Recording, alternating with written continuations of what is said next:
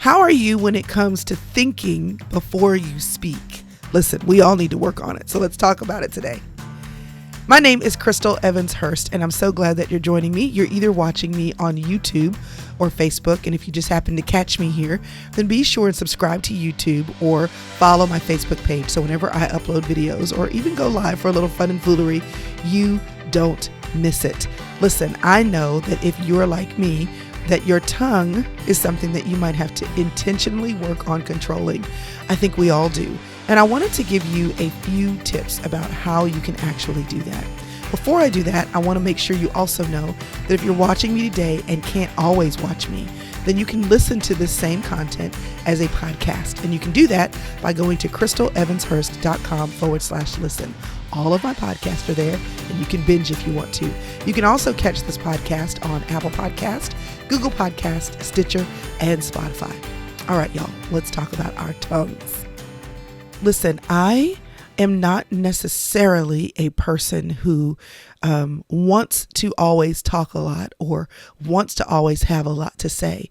I actually think because I've learned that my words should be measured and learned that words really can hurt or help, that I want to be careful with how I use my words. But that doesn't mean that there's not some times where what is in my mind wants to come right out of my mouth, or what I want to say to snap back or to let someone know what's on my mind because they let me know what's on theirs, that it doesn't come out. There are not times where my emotions don't get the best of me and my emotions make the words rise to the top and force them out of my mouth. I need reminders all the time to be careful of what I say. And if you're like me, you probably do too.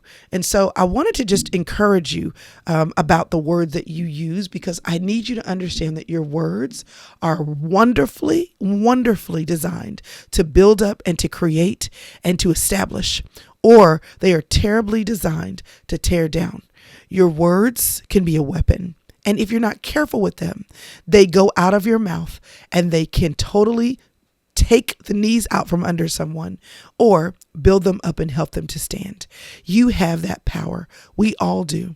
We never know when the words that we say to someone hit in a certain spot on a certain day that pushes them forward in their life or that pulls them back. And what I don't want to ever be responsible for doing is taking someone off the track that God had put in their mind because I was upset at who they were or what they'd done in one day.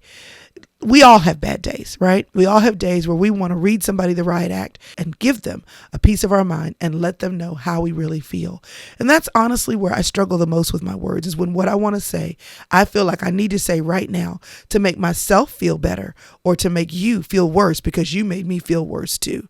But here's the deal. There are some measures with how we can know if our words are actually worth putting out of our mouth.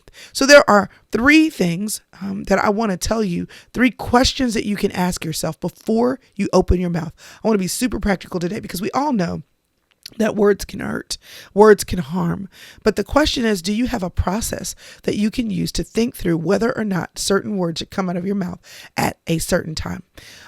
The Bible says in Proverbs 18:21 that the power of life and death is in the tongue. So literally, when you open your mouth, you are either building up, speaking life, creating something, or you are tearing down, burying something, causing something to die. It may be as simple as someone's mood for the day. It may be as big as someone's dream for their whole life. But when you speak, your words are having one action or the other. There is no neutral. Now, I do believe that it is important to speak truth and to speak truth in love, that we don't do anyone any favors by holding back on what they really need to hear. However, how we say what needs to be said is the difference between creating or tearing down. And you need to know that because your tongue is so crucial, it's such a small part of your body, but it creates such big waves, such big actions, such big realities in your life and in someone else's. You really, really have to pay attention to what you say. We're not even just talking about other people here. We're talking about you. I always have said that you need to know it's important for you to be your own best friend, which means that when you say, oh, I'm never going to be able to do that, or, I can't believe I was so stupid, or, I probably don't have what it takes to. You are tearing down. You are undermining. You are ripping out the rug right underneath your own feet. You have to be careful about what comes out of your mouth. Now, you can acknowledge your feelings, but even when you do that for yourself, you need to follow that up with truth. I just feel like I'm never going to be able to accomplish this. But you know what? I also believe that I can do anything, that I can do anything that I set my mind to, that I believe that God gives me the power to do anything, that he has said he will finish the work that he started in me. That you have to say what's possible. So it's okay to be honest, but then you have to, if in your emotion, you are emptying yourself of your yucky feelings, that leaves a vacuum. So you want to fill that vacuum up with truth. This is why it's important to have good people in your life that will speak truth to you and will build you up. This is why it's important, if you need wisdom in your life, to have people who are mentoring you spiritually, in your profession, to have people who are mentoring you in the seasons of your family. This is why it's important to have people that are there around you to encourage you and to surround yourself with people. I know I talked about this concept in She's Still There, where you want to make sure you have partners in the race. You have promoters, people who are cheering you on, and you have pacers, people who you can look to and say, how did they do it? So that you can keep going. Because trust me, when you run a marathon, your mind starts playing tricks on you. And when you run the marathon of life, your mind does too. Because we get tired and we think, is this ever going to end? And when our mouths start rehearsing the hard parts of our story, there's got to be people in front of us that we can follow, beside us that we can run with, and on the sidelines that are saying, you can do it. Let's tell you the truth about what you're capable of. So this is not just a truth about you speaking life to you or speaking life to others. It's both. It's what is coming out of your mouth. What are you putting into the atmosphere? What in your head are you giving space to actually out in front of you? What does your soul hear your mouth say? Like, this is crucial, because the first person that hears whatever you say is you. So what I'm about to tell you is about other people, but it is also about you. And I don't want you to forget that. The Bible says in James 1:19 that you should be quick to listen, slow to speak, and slow to get angry. The idea that you should stop and think is super important. Ephesians 4:29 says, let everything you say be good and helpful, so that your words will be an encouragement to those who hear them. Proverbs 13:16 says, wise people think before they act, and then before they speak. Hebrews 10:24 says, let us think of ways to motivate one another to acts of love and good works. Like, your words should do something good. Proverbs 4:8, whatever is true, honorable, just, pure, lovely, commendable, if there is anything excellent or anything worthy of praise, think about those things and let the things that you're thinking about come out of your mouth. Let your speech, Colossians 4:6, always be with grace, as though seasoned with salt, so that you will know how you should respond to each person. Listen, the Bible in James talks about the tongue being the small part of your body. Just like the rudder of a ship, it's small, but it can totally turn that large ship, a large cruise liner, in a direction. So you need to understand, this is very important. Your mouth, what you say in this world, is very important. So I want you to learn, if you have not already, to think before you act, think before you speak, and think before you respond or react. Now, here are the 3 questions that I think will be helpful to you. What will my words accomplish? Okay? Because your words, the power of life and death, are in the tongue. Life means creation. That is a very substantial, powerful work. Okay? Death means to kill. To take a life is a very, very, very, very major responsibility. To hold life in your hand. So before you wheel and deal words of life or death, you should think about it. It's just the principle. It doesn't matter if you want to say what you want to say. Think about it. You don't always have to be the first person to speak. There's nothing wrong with being quick-witted. There's nothing wrong with being quick with your thought. But just pause for a second before you let it out. What will my words accomplish? Because your tongue is a tool. Since your tongue is a tool, you want to think about what you're building or what you're tearing down. There is a time to build up and tear down. Ecclesiastes tells us there's a time when something that has been constructed needs to carefully be deconstructed and done in a way that is truthful, that is honest, that is full of love, but it still needs to be taken down. There are times when I have to correct my children. There are times when I have to say to someone I love, listen, what you're doing is not right. This is what's happening. I need to admonish you. I need to correct you. There are times when I have to look at my husband and say, listen, babe, I got to tell you the truth about something. And he may not want to hear it, but it's the right thing for me to do. Knowing that it accomplishes something is important. What will your words accomplish? Ask yourself, will it build up or tear down? There is a time to tear down. There is a time when you love someone and you have to speak the truth to them, and what you say will hurt them, but it's not being said to hurt them and leave them on the side of the road. It's designed to hurt them so that you're healing them. You know, right? When you go to a doctor and let's say you break a bone, and if a doctor has to reset the bone, if you don't have a chance to get some anesthesia, that will hurt. Resetting your bone hurts. If you have to go under the knife, under anesthesia for any reason, if to be cut, when you wake up and those drugs wear off, those good drugs, that doesn't feel good, but you have been hurt to be healed. So I'm not saying that there's never a time to look at a situation or a person or a circumstance and speak truth into it to tear it down. What I'm saying is that it needs to be ultimately to build something up. And we have to be careful about that, because sometimes our motivation get in the way. Well, she just needs somebody to tell her the truth because she's going to hurt somebody. You know, she's going to hurt herself. She just needs to know. Like, nobody's telling her. I just need to tell her. Okay, what I'm saying is you may or may not be. I can almost guarantee if that's how you're saying it, you probably aren't the one.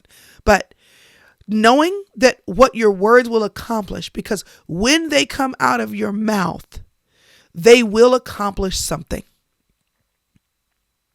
Sometimes it's great to say a quick prayer.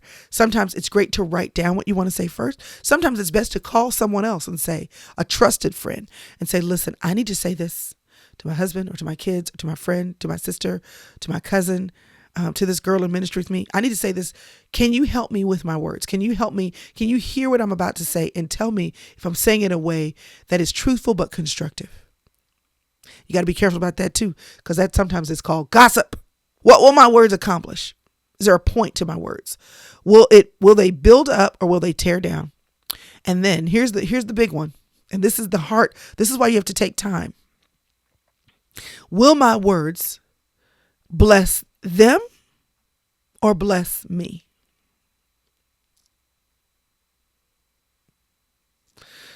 Because often the satisfaction that we get from saying what we want to say is about blessing ourselves. That we are now relieved that we got it off of our chest.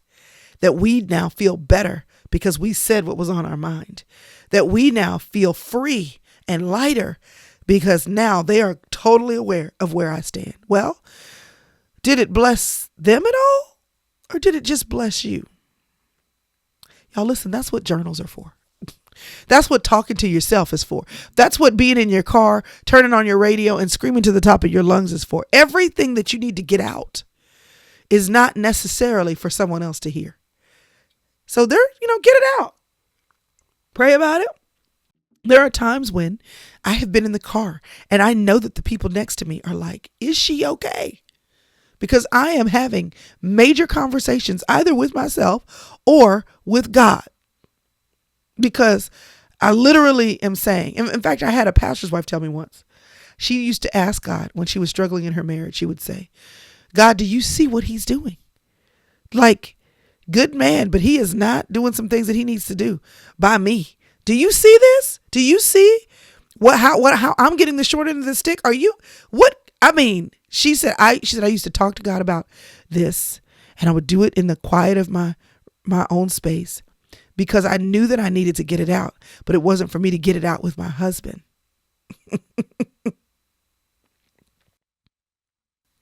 What will your words accomplish?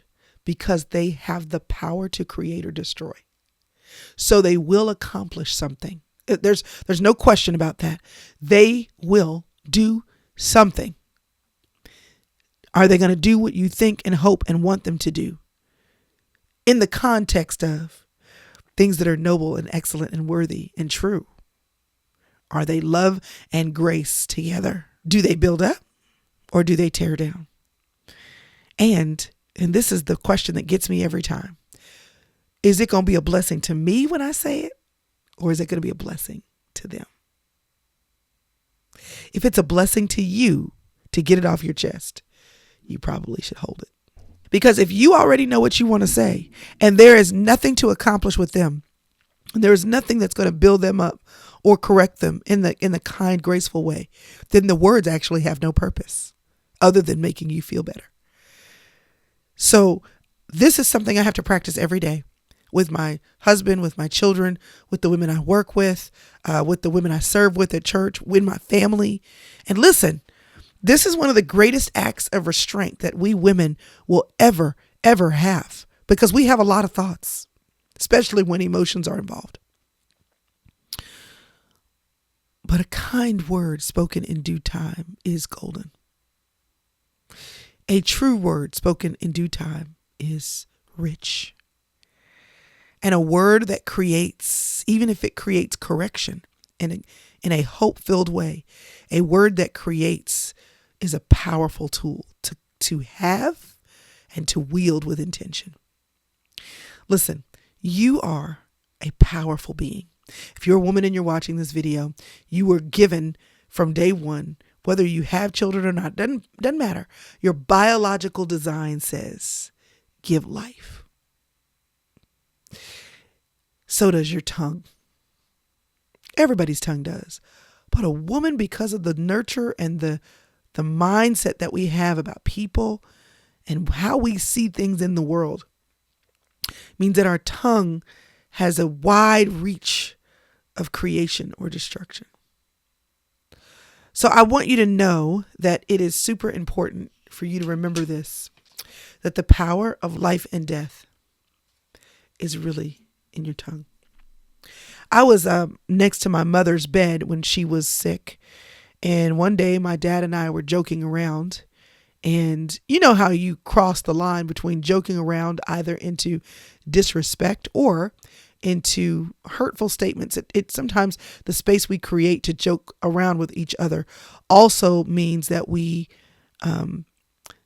take jabs. You know, you kind of get it in there. And I jabbed a little bit at him. It was something that I said related to his age. And my mother, I was standing close enough to her for her to reach out and tap my hand.